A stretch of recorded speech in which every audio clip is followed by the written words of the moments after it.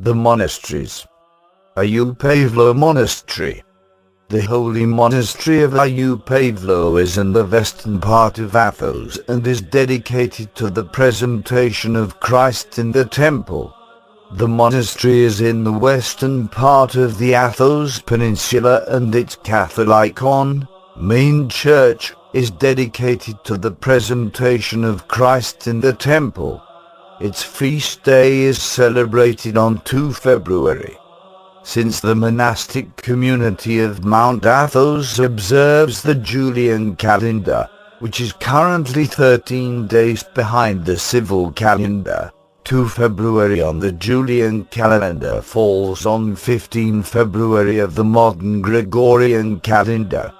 Its founder was Saint Paul of Xeropotama, founder also of the latter monastery, who, towards the end of his life, withdrew to an ascetic's dwelling, on the site of which the monastery stands today.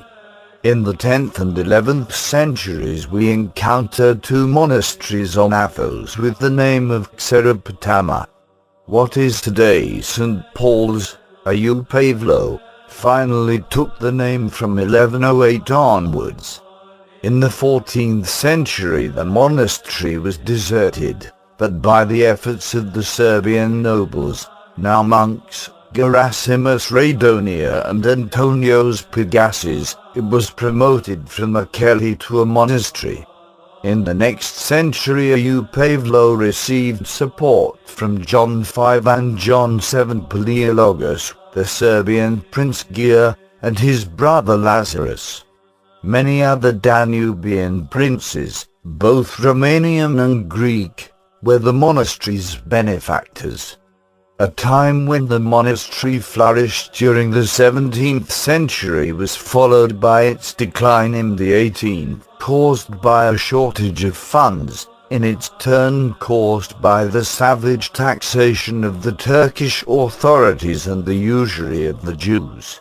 In the late 18th and early 19th centuries, with the help of the sacristan Gregorios and archimandrite Antimos Kominos, the monastery recovered and was able to pay off its debts.